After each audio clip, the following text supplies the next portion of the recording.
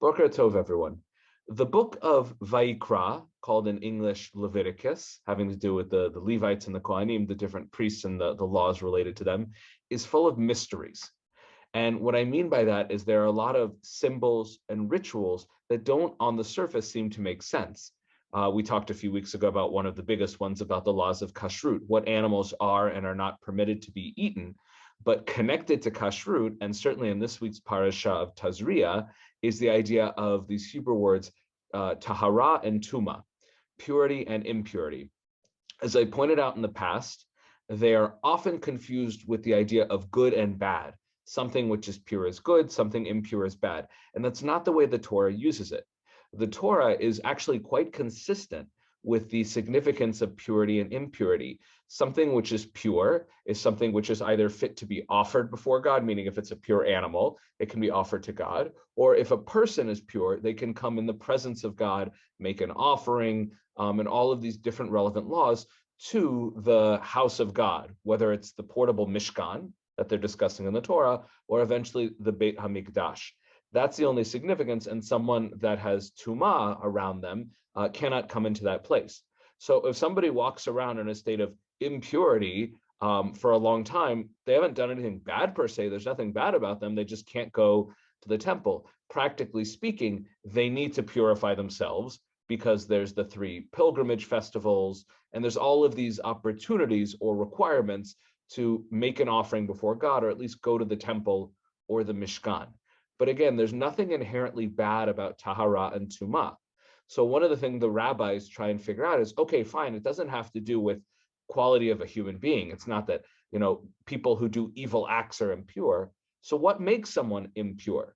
And what many rabbis suggest, and also in the Talmud as well, is somehow it's connected to death, to a loss of life, which again is not, obviously murder is a bad thing, but things that die naturally, humans and animals, it's a part of life. However, God, who is a source of creating life, or that's the focus, they want to make a separation there. So someone who, the Torah does say, someone who comes in contact with a animal who has passed away, or a human being who has passed away, there has a certain kind of impurity there. But as we'll see in this parasha, and dozens of other things, including animals that are and are not kosher, it's not always about death. And one of the reasons that's important that it's not about that is because God is also involved in death, not just life. Death is part of life, the afterlife, everything like that. So to say that all impurity is about death is incorrect. There are multiple ways for a human being to become pure or impure within the Torah, and there's no single rule tying them all together.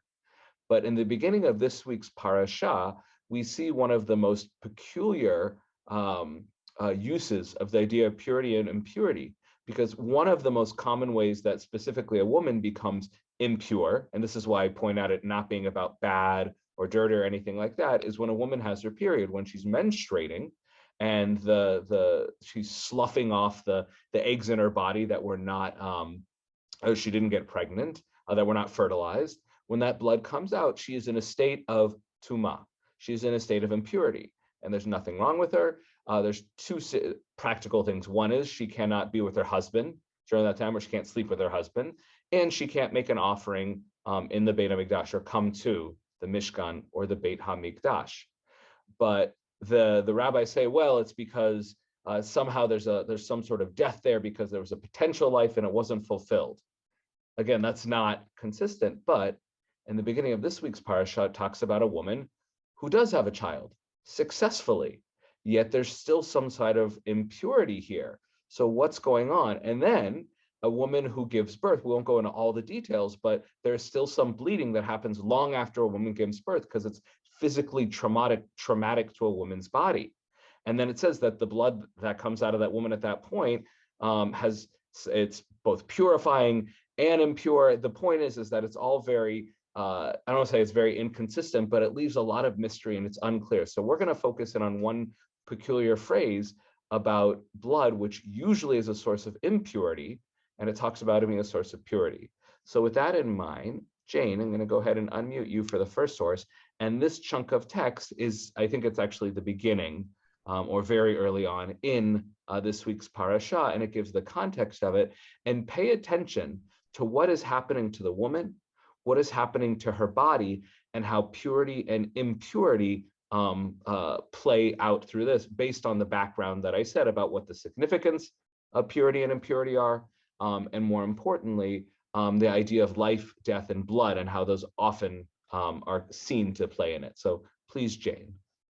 Speak to the children of Israel, saying, if a woman has conceived seed and born a male child, then she shall be unclean 7 days. As in the days of her menstrual sickness shall she be unclean. Pause there for a moment. I don't remember. I think this might be the Koran translation. They talk about clean and unclean. That's a terrible translation. I just copied this because it's a well-known translation. It should be tuma and tahara, which translating it as pure and impure is fine. Again, there's connotations of impurity being negative and bad, which is not relevant in the Torah. But saying clean and unclean is just is a terrible translation. So if you're able to, Jane, and whenever you see unclean, just say impure. Okay. But even if you're not, again, the phrases in Hebrew are tuma and tahara, and the significance of those is being able to come before God for certain offerings, etc., like that. So please continue. Okay. And on the 8th day, the flesh of his foreskin shall be circumcised, and she shall then continue in the blood of her purifying for 33 days. She shall touch no hallowed thing, nor come into the sanctuary until the days of her purifying are fulfilled. But if she bear a female child, then she shall be impure 2 weeks, as in her menstruation, and she shall continue in the blood of her purifying for 66 days. And when the days of her purifying are fulfilled for a son or for a daughter, she shall bring a lamb of the first year for a burnt offering, and a young pigeon or a turtle dove for a sin offering to the door of the tent of meeting to the priest, who shall offer it before the Lord and make atonement for her, and she shall be purified from the issue of her blood. This is the Torah for her that has borne a male or a female. Excellent. Thank you so much. So there's actually a lot of interesting things going on here that the rabbis and different commentaries have picked up. Why do they talk about, they throw in that line about circumcision, about Brit Milah in the middle there? It might just be because it's contextually like that's when it would happen, but the rabbis pick up on that. And as I said, the significance of her impurity, of her being in Tumah, is that she cannot handle things that have a certain Kedusha, whether it would be an animal that's sanctified or something inside of the Mishkan. But that's the significance of it. And but the phrase, where's the sin? So in the third one, we are actually, there's 2 parts to this class. The last class will explore the idea of why does she bring what's called a chatat offering. Now, the word chatat is often translated as sin. And practically speaking, that's probably the most easy translation of it. But literally, chatat means something like to miss, like missing the mark. Like if I shoot an arrow and I don't hit the bullseye or I miss completely, I would say chatati. And it doesn't mean I sinned. It means I missed what I was supposed to do. So that doesn't necessarily make this any better, but the question is, this woman did something natural, perhaps required the mitzvah of creating life. God asked us to create children. So why is she bringing something called a chatat offering? Why doesn't she bring an offering that's called a todah offering? We have offerings of thanksgiving. So we are going to touch on that a little bit, but the simple answer is all of these phrases, the Torah does not explain them. The Torah leaves a great deal of mystery surrounding this, and what we're left with is the practicalities and finding, as I always say, finding a meaning in it. But the first phrase I want to pick up on, it'll give us a little bit of insight into Tuma and Tahara in the rabbinic mind. I bolded it on the right, is Demei Tahara, her bloods of purity. And this is weird, because typically when a woman has blood discharging from her body, it usually is a cause of impurity. But usually there's 2 reasons why a woman or a man in certain cases would be bleeding. One is because she's having her period, which is a perfectly natural thing. And the other one is she may have some sort of infection. The rabbis talk about that. And there's another category outside of menstruation called zava. And if she's having something, coming from her body, which is not natural, which is not typical, it also causes a state of impurity. And she needs to wait a while for it to stop, and then go into a mikveh to purify herself. But no other time in the Torah do we see a woman bleeding and saying that's totally fine and these bloods are totally pure, they're purifying bloods. So what does that mean? You might also be asking yourself the question, why is it that when a woman gives birth to a son, she's impure for a week and then 33 days after that, and then for a girl twice as long? Again, it's a mystery.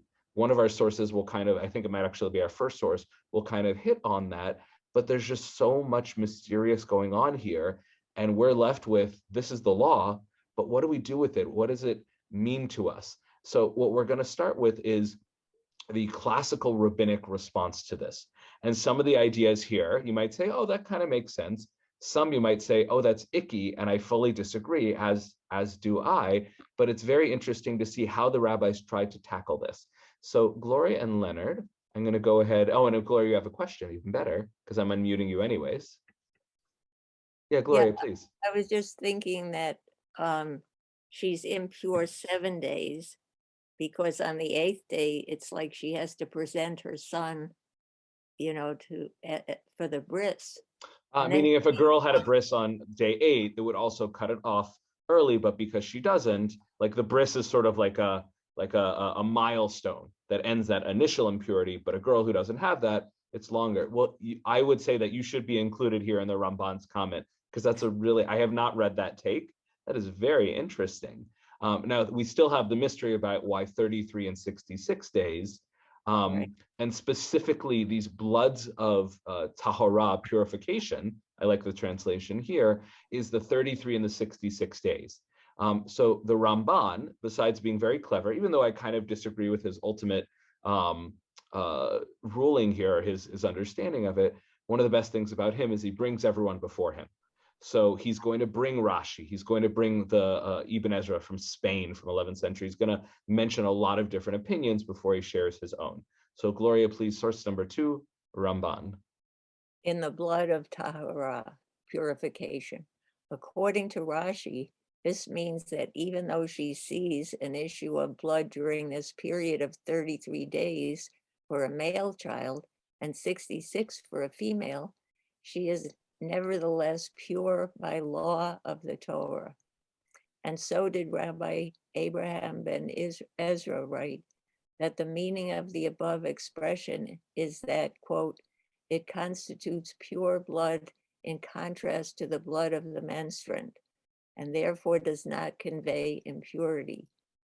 God having decreed in the case of a male child a 40 days period for the after effects of the childbirth upon the mother, 7 impure days and 33 pure days, corresponding to the number of days necessary for the form of the male child to be completed in the womb, while that of the female child is double, 14 impure days and 66 pure days, corresponding to the 80 days it takes for the female child to be formed in the mother's womb.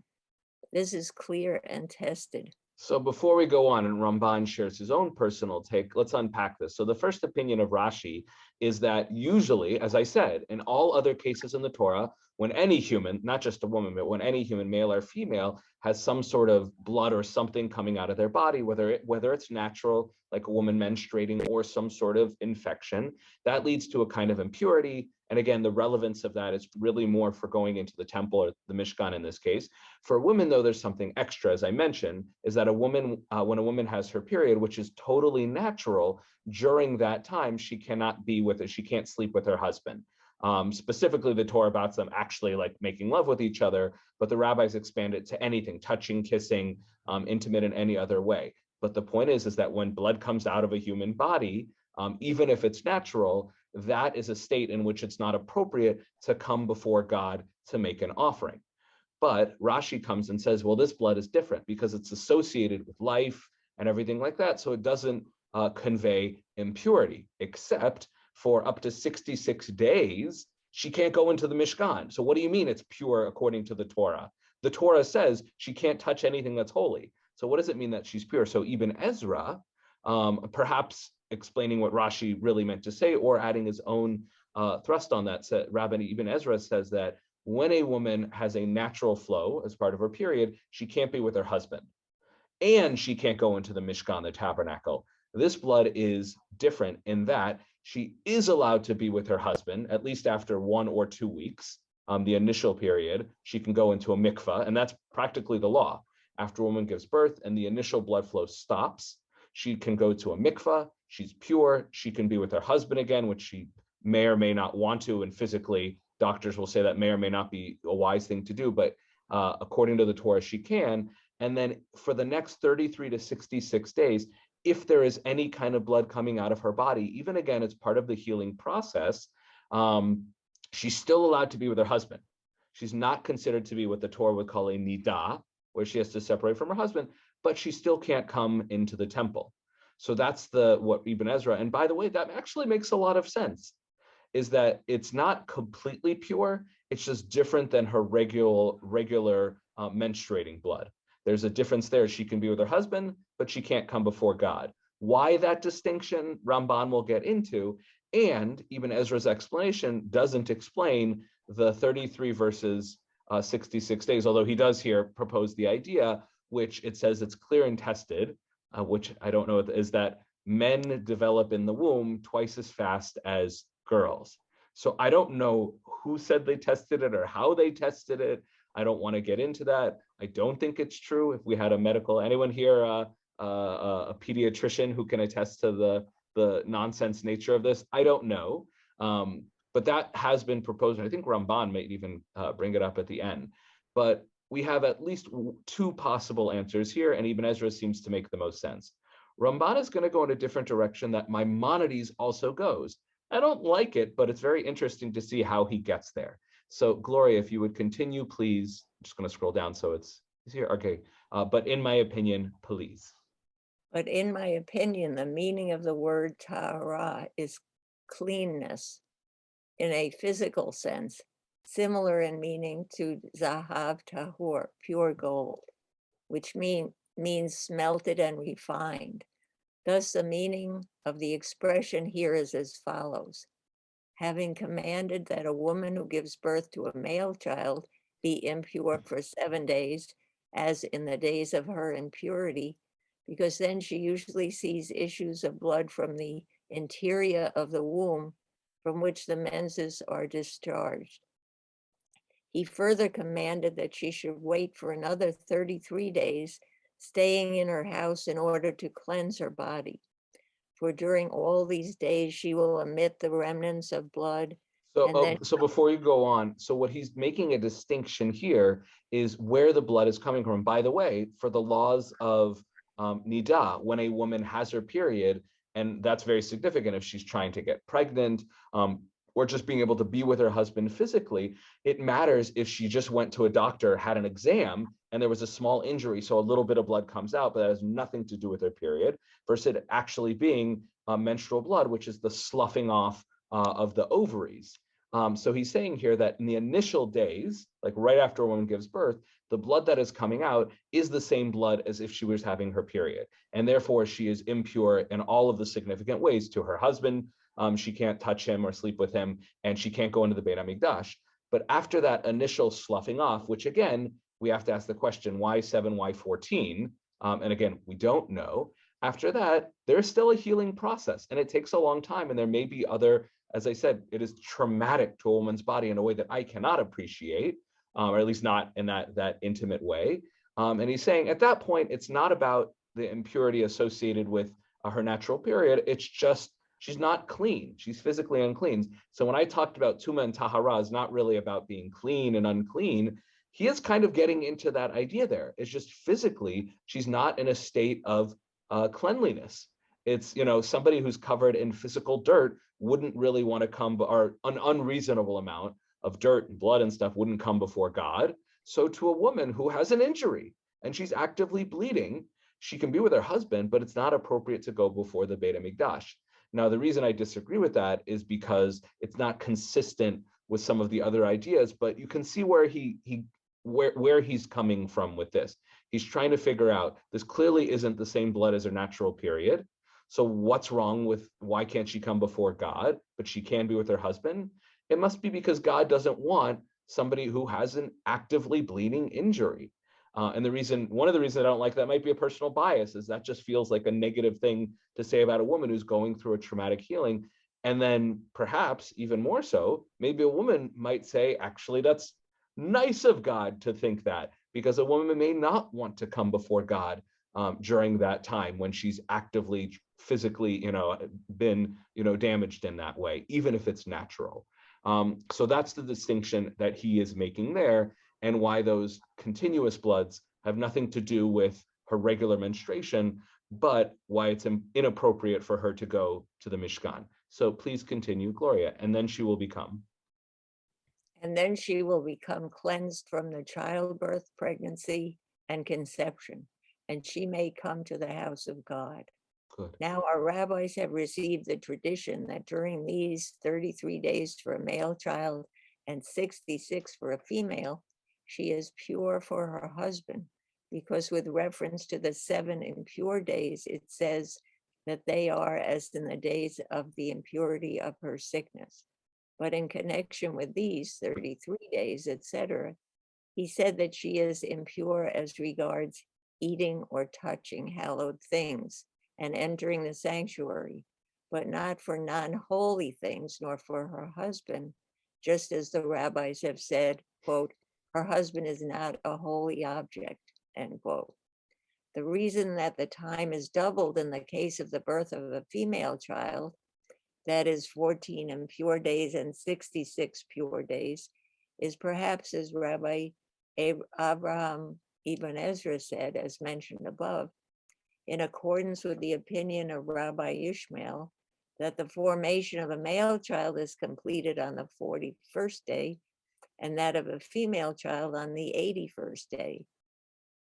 But according to the opinion of the sages who say that both male and female are completed on the 41st day, we must say that the Wait, so reason— before you even go on, you've already started reading. I have no idea about this. If any of you studied ancient cultures and know where this is coming from, good for you. So when you read this, don't look to me to explain it to you. It makes no sense. But just up until here, again, he's made a distinction, been very explicit that those bloods of the continuing days are simply about this kind of, it's just inappropriate for one who has this kind of bleeding to go before the temple. But for the initial days, so for those 33 and 66 days, she can be with her husband, but she can't go before God because her husband is not God. Husbands need to learn that. And that's really important, by the way. If a woman gives birth for the first 66 days, or after 2 weeks, if she gives birth to a daughter, for the first 2 weeks, she can't be with her husband. She can't make offerings, go to the Mishkan. After 2 weeks, she dips in the mikvah. She can be with her husband. She can't go to the Mishkan. But if she sees any blood coming for the next up to 66 days, it's considered to be part of the injury or the process of childbirth, and it's considered pure. That's what that phrase, according to the rabbis, demei tahara, bloods of purity, mean. It doesn't put her in a state of nidah. She's not considered a menstruant, and she can still be with her husband. But on day 67, if she sees a flow of blood, depending on the nature of it, she would consider it as her period, and she has to start another counting again and can't be with her husband, etc. And then he goes on to the whole, why is it twice as long? Maybe like Ibn Ezra said above, that the development of the child in and outside of the womb, but I don't know about that. And then he says this, have fun, Gloria.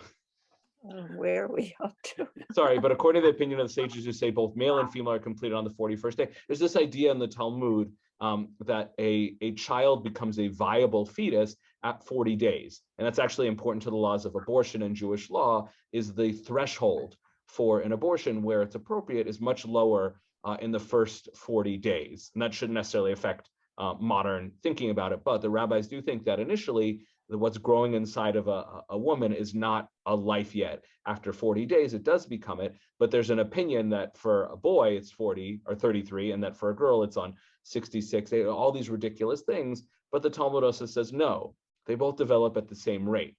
So that makes sense. But then he says this, we must say that the reason why. We must say that the reason why the time is doubled in the case of a female child is that the nature of the female is cold and moist.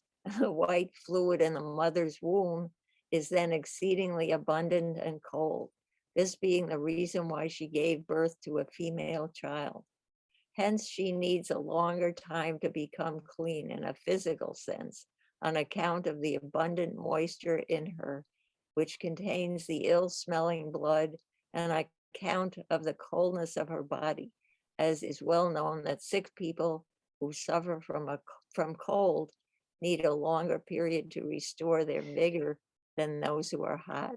Now, in the time that this was written, which goes back to, I think, even the Talmud, they may have, they may have done their best with empirical evidence, looking at people who are sick, looking at the process. A lot of these rabbis had children, and they know the physical mechanisms and what's going on and what's coming from the man, the woman, et cetera, like that. And they may have extrapolated from there based on what the Torah says.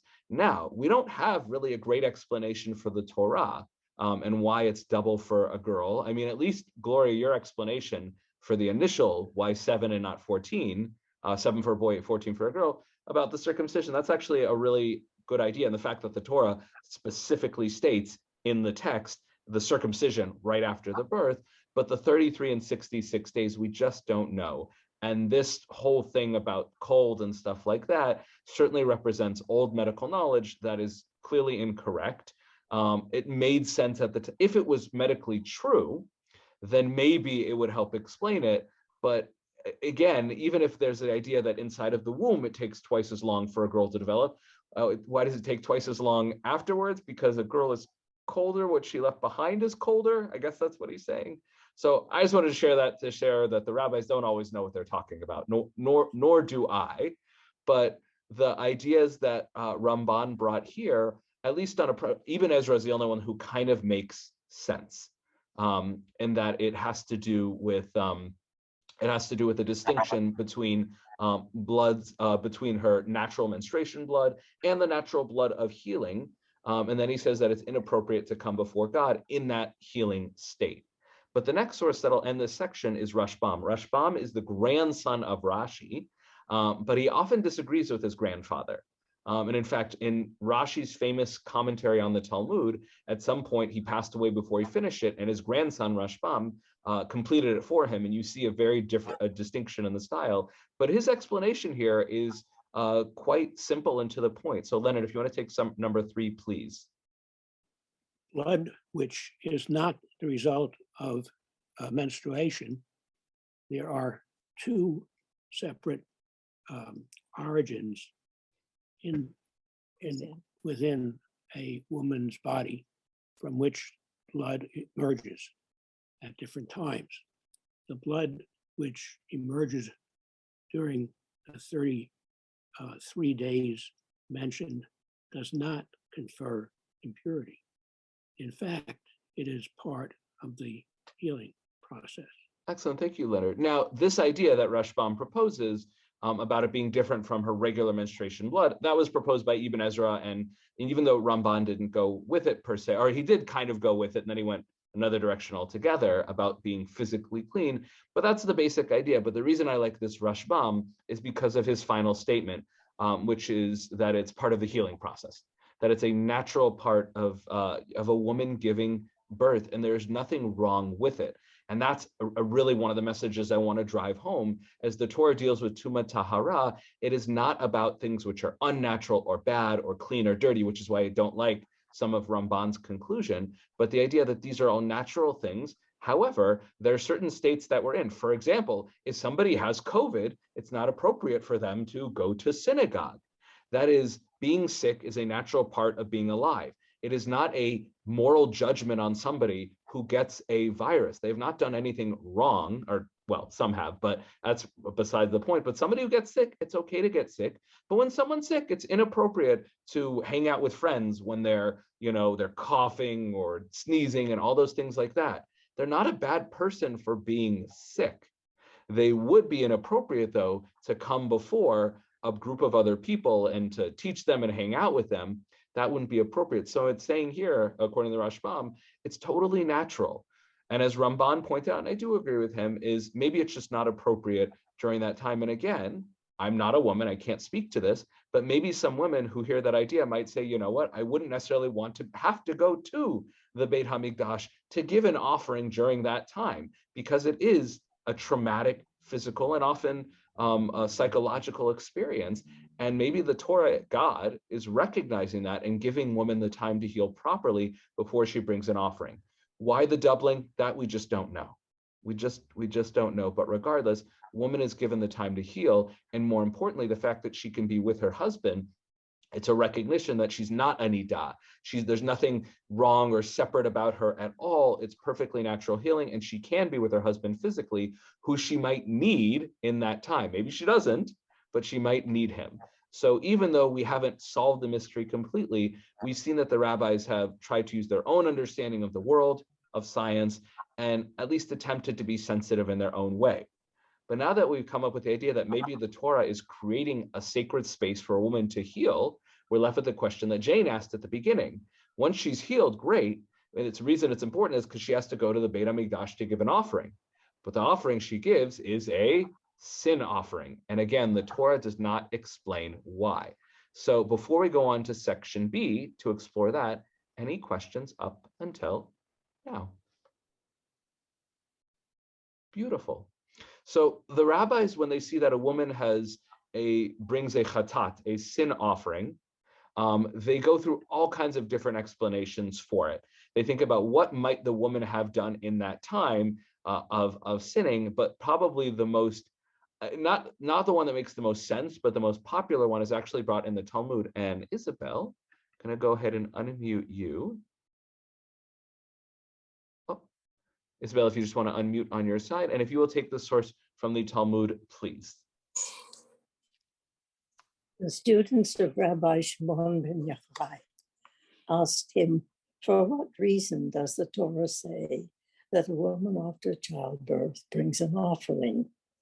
He said to them, at the time that a woman crouches to give birth, her pain is so great that she impulsively takes an oath that she will not engage in intercourse with her husband ever again, so that she will never again experience this pain.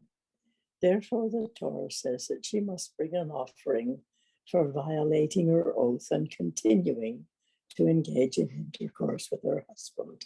Thank you. So basically what it's saying is a woman during the pain of childbirth, which even with medicines to lessen the pain, it can be quite painful. And again, I cannot speak from experience. I can speak from hearing my wife talk about it and hearing my mother talk about it and hearing other women talk about it.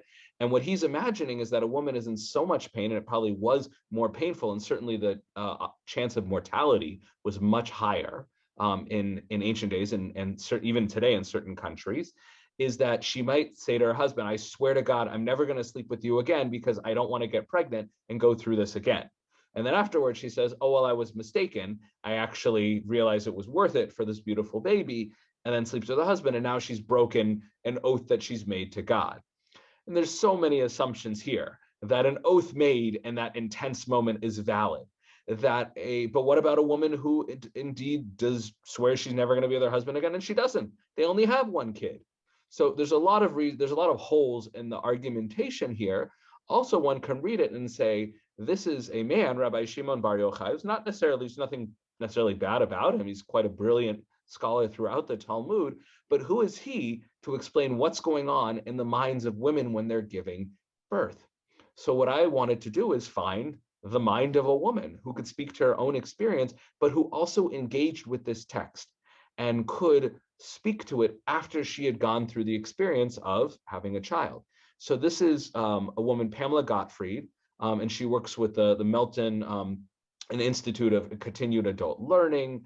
And I don't believe she's Orthodox, but she's clearly a scholar of Torah. She might actually be a rabbi as well. So here's how she talks about engaging this text. And she talks about how her understanding of it changed from before and after becoming a mother. So she starts with, my first encounter with Rabbi Shimon Bar Yochai's, sometimes it's Ben and sometimes Bar Yochai's explanation of this verse, and the verse is the one in the Torah about bringing a sin offering, was during my sophomore year of college, when my feminist ideology was emerging as I studied Jewish history and literature at Bryn Mawr College. The classical rabbinic material on women struck me as typically patriarchal fare, which might be how it strikes us as well. Male rabbis who had never experienced or even witnessed childbirth, projecting their fears and misapprehensions onto a singularly female act of physical strength. And I think there is a lot of that. And that's why I wanted to bring this source, because I am a man. 10 years later, following the birth of my first child, I reread the sage's words not as a pronouncement of judgment, but rather as a reflection of compassion. Having sworn in this exact fashion, meaning she made some sort of oath, or I swear to God, something like that, in this exact fashion through gritted teeth during an intensely painful contraction, and having immediately relented when the nurse placed my newborn daughter in my arms, I understood the texts differently. Perhaps Rabbi Shimon Bar Yochai's explanation was an expression of his awe that a woman in the throes of childbirth can be lucid enough to make an oath at all. As Parashat Tazria approaches the Torah reading cycle, I anticipate my next encounter with this verse as a middle-aged mother of 3, now a seasoned feminist and lifelong learner. Not only the act of childbirth, but also decades of parenthood has taught me humility. I contemplate the many times I've hastily uttered, I'll never do such and such to my child. It would be so much easier to bring a sin offering to the entrance of the tent of meaning than to seek forgiveness for broken promises, to atone for oaths made in vain.